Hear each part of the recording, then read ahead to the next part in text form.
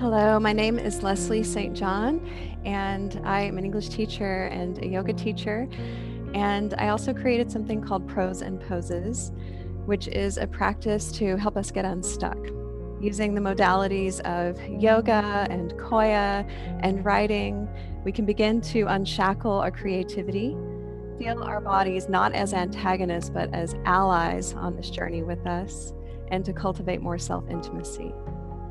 So 2020, what a year, right? Here we are in the throes of a social justice movement, in the chaos and ever-changing information of a pandemic. Many of us are experiencing uncertainties in our work life, and that can create a lot of stirrings within us. And so it's important to figure out, how do we find our grounding? How do we recenter ourselves? Meditation has been super helpful for me this year, as well as walks with my dog, art films, and good dinners with my husband, but also these deeper practices that nourish not only the body, but the soul, the spirit. So I want to offer up today an experience of exploring the shadow and shaking, and then we'll explore some writing with a poem at the end. So the shadow and shaking is this beautiful marriage that is in a koya practice. And it's really an opportunity for us to look at kind of the more difficult aspects of our experience. Sometimes we overlook it or we shove it into a corner, but when we do that, it comes out in these distorted and sometimes self-sabotaging ways.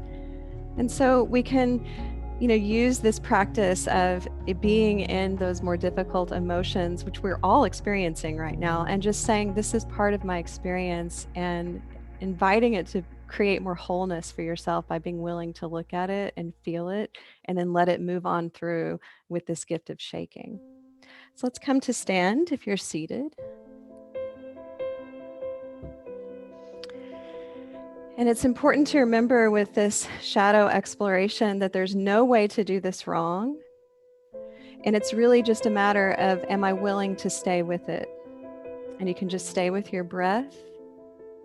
You can even, let this be very internal or expressive, whatever feels best to you. But the invitation here is to just tap into that feeling in your body. What does it feel like when I'm in the midst of all this uncertainty? When I don't know how things are going to turn out?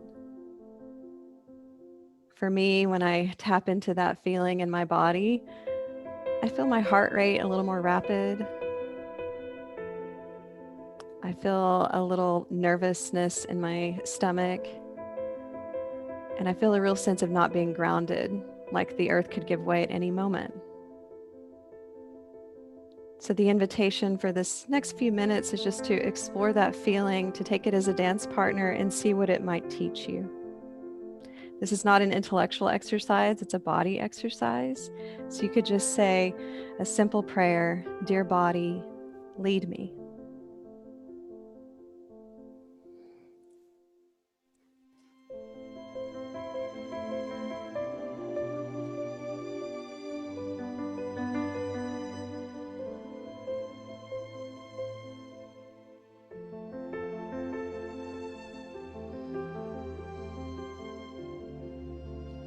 What does it feel like in your body when you are overwhelmed with that sense of uncertainty?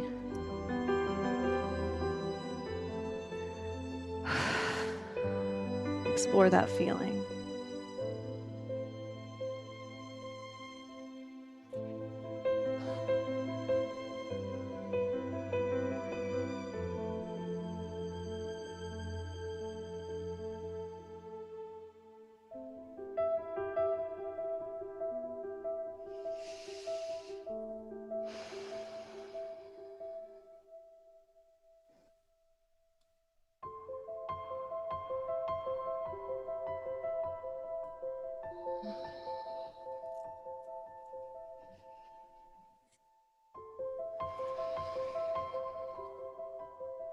Wherever you are, stay with your breath.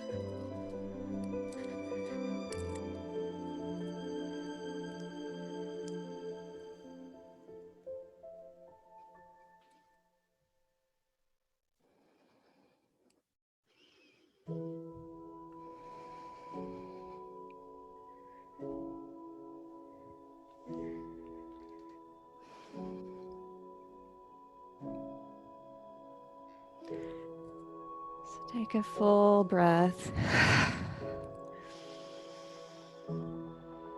And just know that it's normal when you explore the shadow to feel the feelings. It's normal to feel sadness. It's normal to feel even numb. It's normal to feel empowered that you had the willingness to look. So just give yourself another moment to kind of step out of that shadow experience. And I'll offer up now this beautiful piece that we connect with shadow, which is called shaking. So I'll tell you a story as we shake our right hand. So shake your right hand. Once upon a time, there was a gazelle, and the gazelle was running from a lion, and it was running so fast as it could, and it was getting so tired, but it could feel the lion on its heels. It could feel the lion's breath on its neck, but it kept running. And finally, it got away. Keep shaking your hand. And it just sat under a tree and knew in its innate animal wisdom that if I just start shaking, I'll come back to feeling like myself again. Pause. Compare your right hand, the one you shook. Mine feels vibrating, tingly, alive here. And the left hand, the one you did not shake, feels a little asleep, quiet, numb. Go ahead and shake that hand. So we can do shaking as a way of acknowledging I'm going to keep the wisdom of the shadow. I'm going to keep the learning, but I'm going to shake off the dense energy. I'm going to shake off kind of that heaviness and see if I can start to feel a little bit more like myself. So we'll do this experiment to see if movement is a form of medicine, if we can shape shift in order to state shift. I'm going to clear my space here.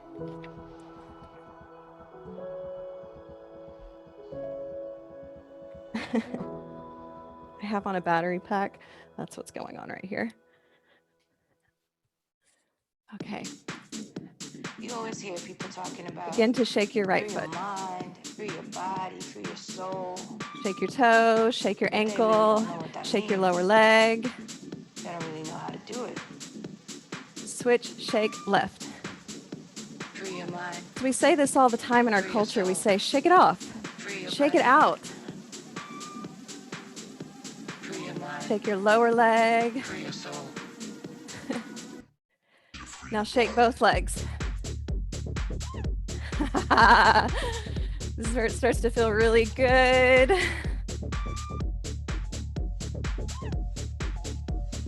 So stay with this, or I invite you to pick up your feet and you're like a football player. Put a little air under those feet. So we just release through the body into the earth, and the earth can use it as compost. They don't really know how to do it. Now the invitation is to stay upright or come on your back. Free your mind. Free your soul. Free your Take body. it wildly. Free your mind. Free your soul. For an adult 2020, a temper. Come onto your belly, your hands and knees, and just shake out the belly. But really don't worry about what this looks like. You can just close your eyes and feel. Can it feel good to let something go?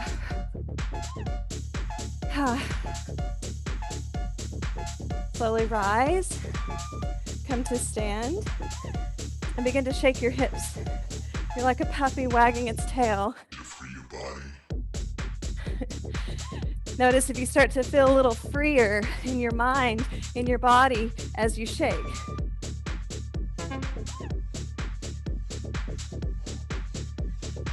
Now bring that shaking up into the torso. You always hear people talking about free your mind, free your body, free your In the soul. ribs. But they really don't know what that means. They don't really know how to do it. Up into the shoulders, up and down. Free your mind. We carry so much Free your soul. in our arms, our shoulders. Free Can you your body. drop it? Can you let it go? Ah. Free your soul. Open the chest. Can you shake something free from your heart?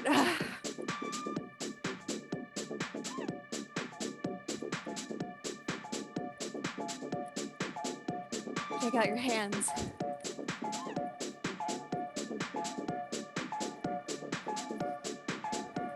Shake out your arms.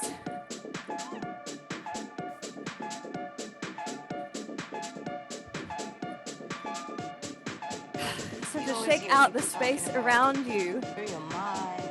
Shake out any words anyone has spoken over you that is not your truth. Shake it out. Shake it up. Let it go. All of that uncertainty, that challenge, let it rise up in you. Let yourself feel it.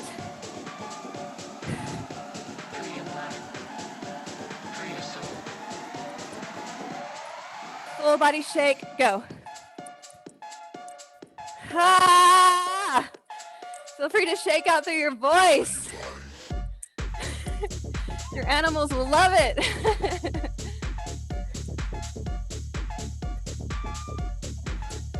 This is your chance to get free, to shake it up and shake it out, to let it go. See what space is there after.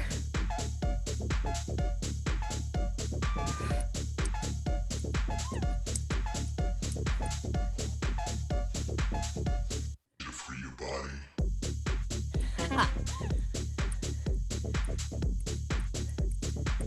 Remember, there's no way to do this wrong. You know you're doing it right because it feels damn good. Free your body. Whew! Pause. Place your hands on your body. Drop your chin towards your chest.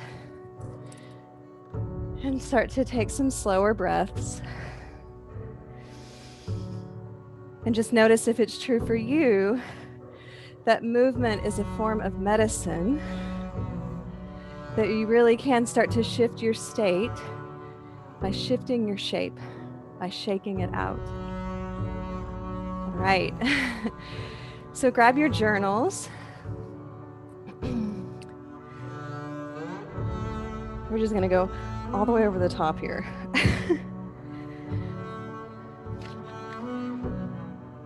So there's many ways that you can incorporate writing, journaling into these resilience practices. You can do morning pages, which I did for years. It's such a great practice. It's from The Artist's Way, Julia Cameron. And this is just where you write 3 longhand pages every morning. And it's like brain dump. It's letting something go. And it's not really worrying about editing or the story you're telling. It's just about getting ideas out of your head onto the page. Very cathartic. You can also do more like guided writing prompts, which is what I'm going to give you now. And I usually do these for 15 minutes at a time, or you might do them for longer. This one in particular came from a good friend of mine, Betsy Bacon-Blaker. Maybe you're familiar with the beautiful Japanese art of Kintsugi. This is where they take broken pottery and they use gold dust to repair it. And then the gold design of the crack becomes a part of its beauty and history. And I would say that it's even more beautiful for having been broken. So the question here, and I'll just give you a few moments to write. Of course, when the video is over, please spend more time with this writing. First is to tell about something that broke or cracked. So tell about something that broke or cracked. The first thing that came to mind.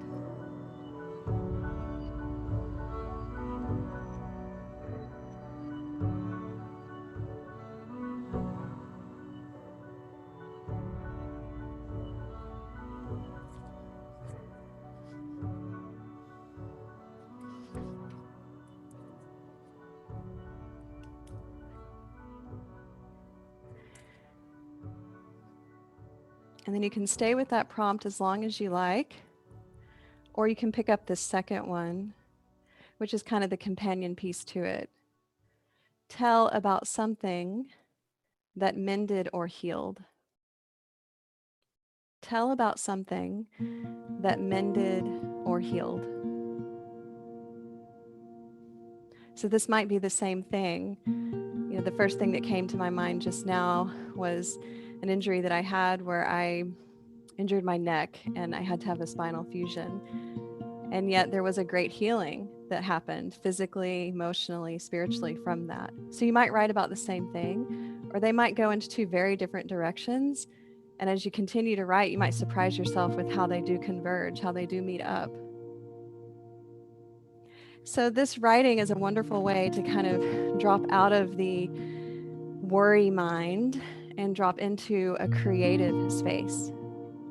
So I hope that this was helpful for you, the shadow, the shaking, the writing prompts. Finally, I'll close with a poem. Gerard Manley Hopkins, one of my OG original favorite poets, and he was a Jesuit priest. He was a late romantic writer. But I love this poem because it gives me hope in the beauty of the world and the resilience of the world. And he, was very much in love with his God. But I think we can all just kind of, whatever your God is, there's this higher power we connect to with these spiritual practices, even nature herself. It's called God's Grandeur by Gerard Manley Hopkins. The world is charged with the grandeur of God. It will flame out like the shining from shook foil. It gathers to a greatness like the ooze of oil crushed. Why do men then now not wreck his rod? Generations have trod, have trod, have trod, and all is seared with trade, bleared, smeared with toil. And wears man's smudge and shares man's smell, the soil is bare now, nor can foot feel being shod. And for all this, nature is never spent. There lives the dearest freshness deep down things. And though the last lights of the black west went, oh, morning, at the brown brink eastward springs, because the Holy Ghost over the bent world broods with warm breast and with bright wings. What a beautiful image of comfort at the end. Thank you all again for joining me. I hope this was a helpful practice today. Please stay in touch with me. You can find me on social at Prose and Poses. That's the name of my website as well, Prose and Poses. And my name is Leslie. Cheers.